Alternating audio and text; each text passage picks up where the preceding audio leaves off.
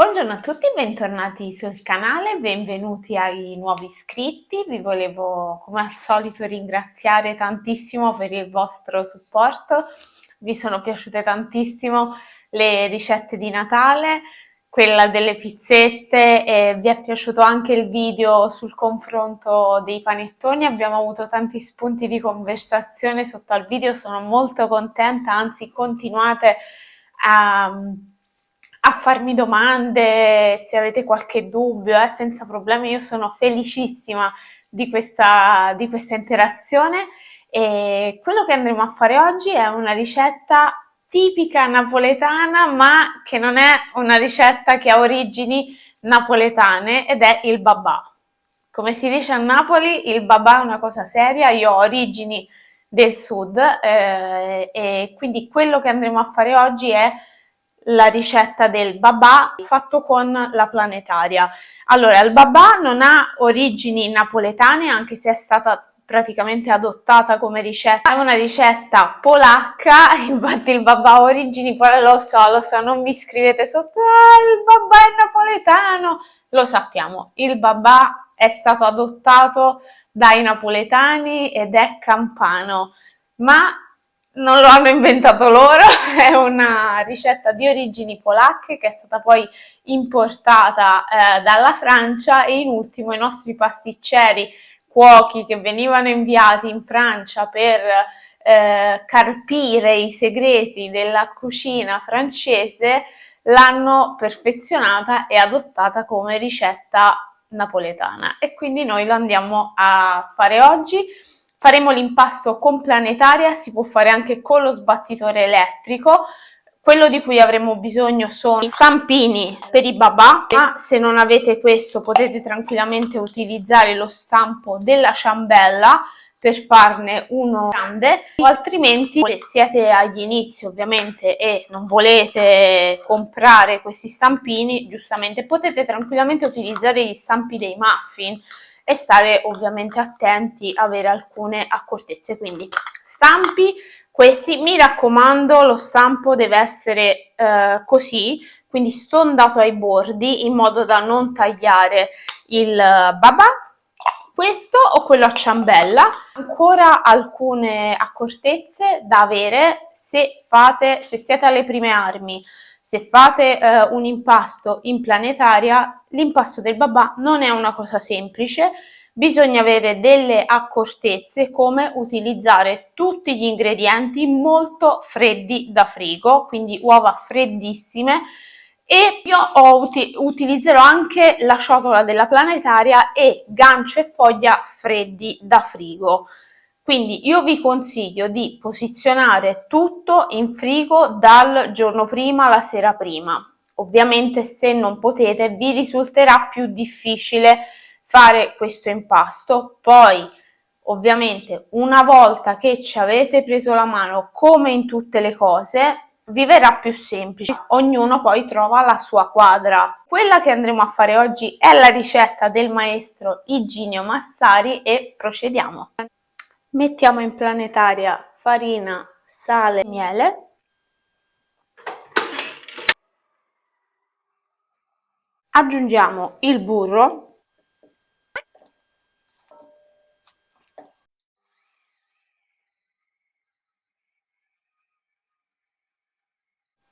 Inseriamo le uova poco per volta, in modo da lasciarle assorbire man mano. Quindi io ne aggiungo un paio e quindi ne rimangono 4.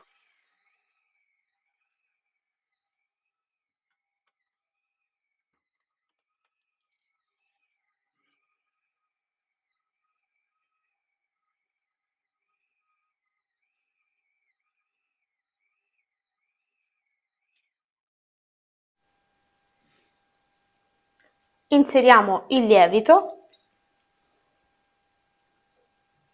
e un uovo per volta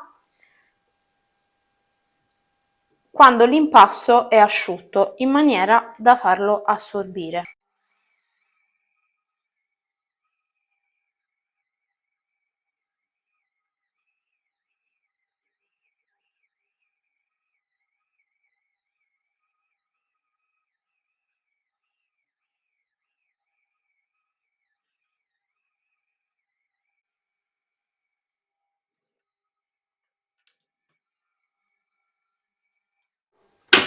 Aiutiamoci sempre pulendo l'impasto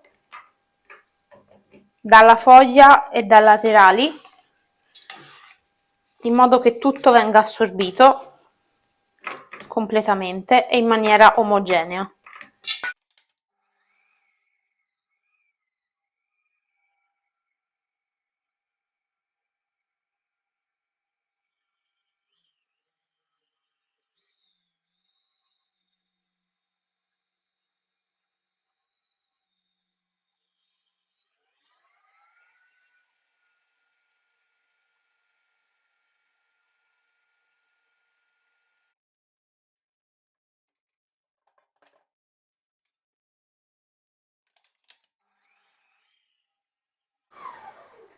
Quando il vostro impasto sarà non del tutto incordato, ma comunque si aggrapperà intorno alla foglia, allora passeremo al gancio. Vedete che c'è già un impasto abbastanza tenace, ma non del tutto incordato. Manca ancora un uovo, l'ultimo. Mi raccomando, non demordete. Se l'impasto non si incorda, ci possono volere dai 15 ai 30 minuti, in base ovviamente al tipo di farina che utilizzate. Ci vuole una farina molto forte, una farina Manitoba o una farina con 400 di forza. Eccoci, a questo punto mettiamo il gancio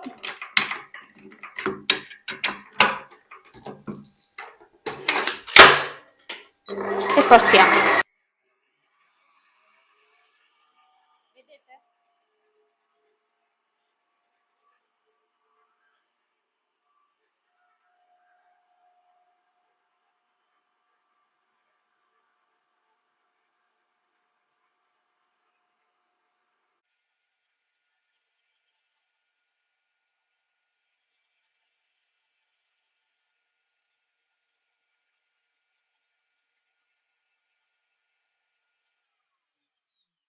Vedete che il nostro impasto è incordato, ma dovrà finire di lavorare.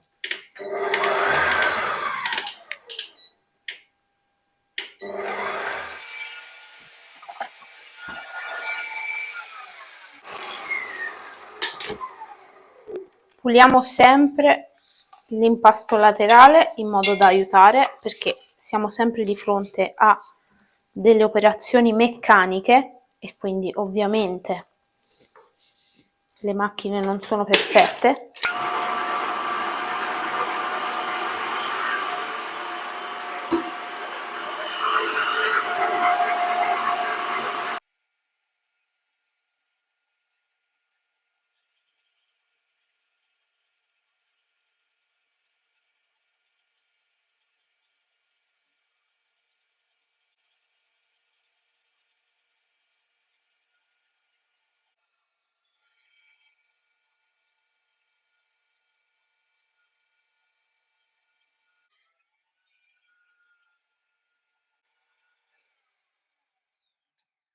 Vedete che l'impasto è pronto, come potete vedere. State sempre attenti a non scaldarlo. L'impasto bello elastico e tenace deve essere proprio così.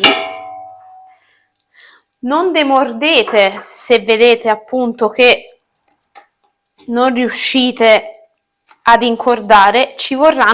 Ci possono volere dai 15, come ho detto, ai 30 minuti.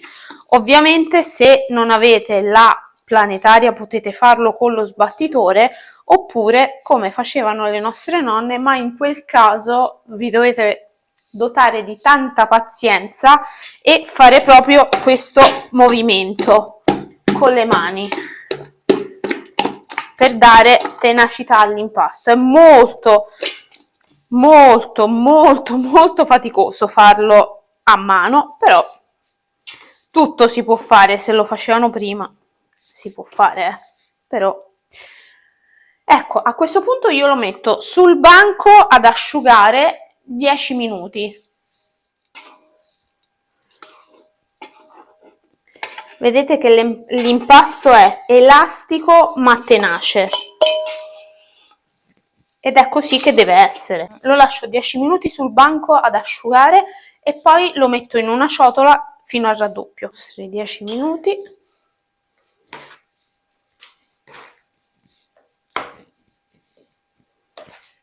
Questo è un passaggio che potete anche non fare se volete e lasciare direttamente in planetaria a lievitare.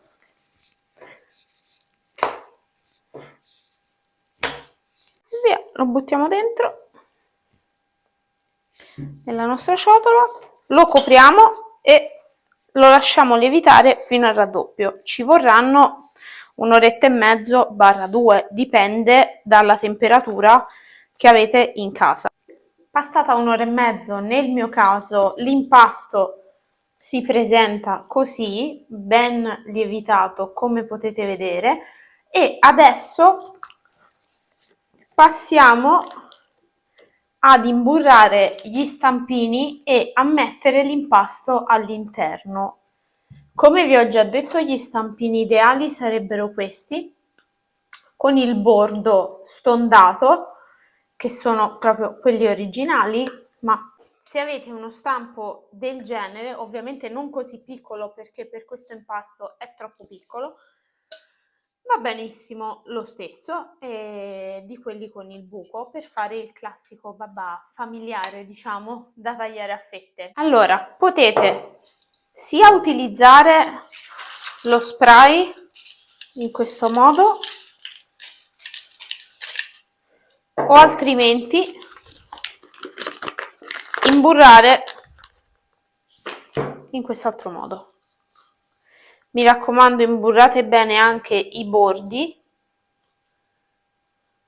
e via.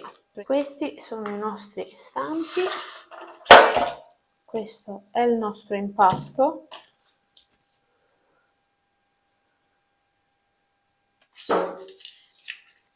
Mettiamo un po' di spray sul piano di lavoro, un po' anche nelle mani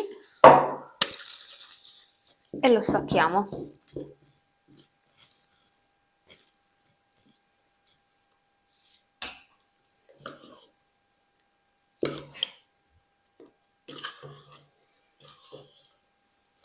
Sgonfiamo il nostro impasto .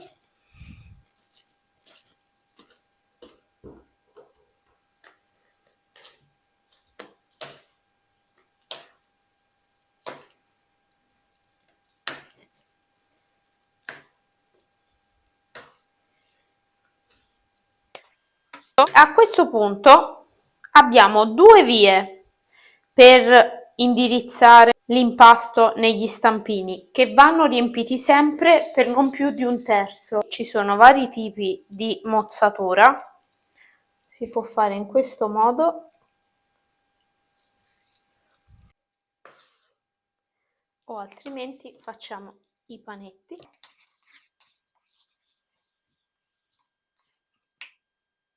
Come abbiamo detto, gli stampini vanno riempiti per un terzo della loro capacità. A questo punto li copriamo con pellicola, oppure nel mio caso io ho una teglia identica e quindi in questo modo li lasciamo lievitare per un'oretta e poi li inforniamo.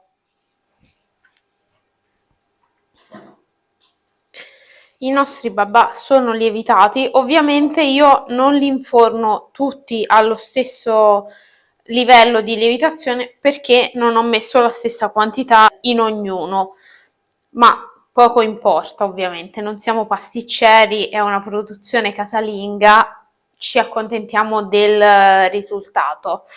Quindi andiamo in forno 180 gradi dai 15 ai 20 minuti, ovviamente dipende dal vostro forno. E mentre i nostri babà si cuociono, noi prepariamo la nostra bagna. Io preferisco mettere anche la buccia del limone e la buccia d'arancia e portare ad ebollizione. Se voi non la preferite, potete ometterla, ma io la preferisco. e portiamo ad ebollizione.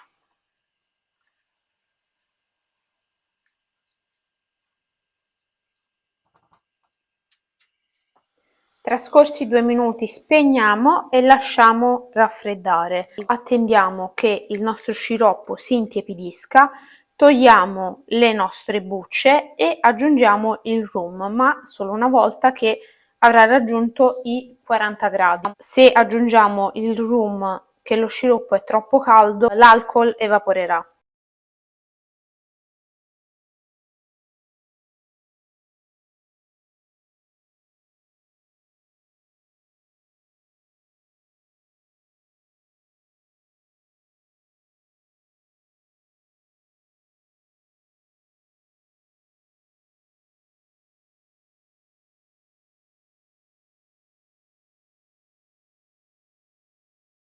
Una volta eliminata la nostra buccia d'arancia e di limone, se ce l'avete messa, immergiamo i nostri babà all'interno. Io bagnerò solo questi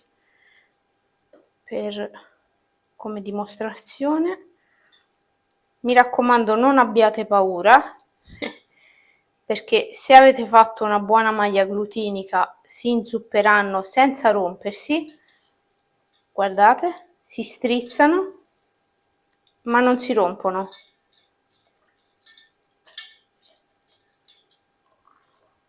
E assorbiranno come delle spugne.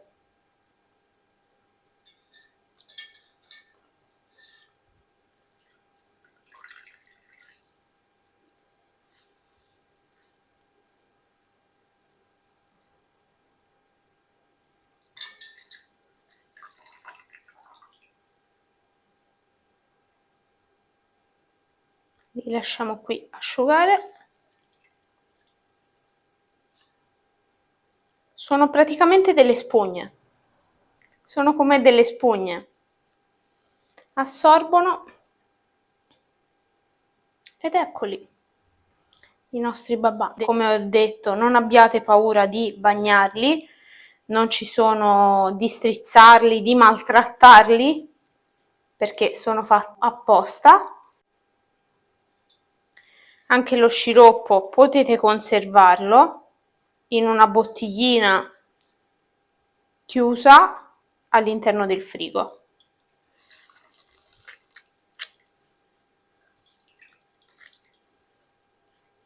E bagnarli poi una volta che li servirete.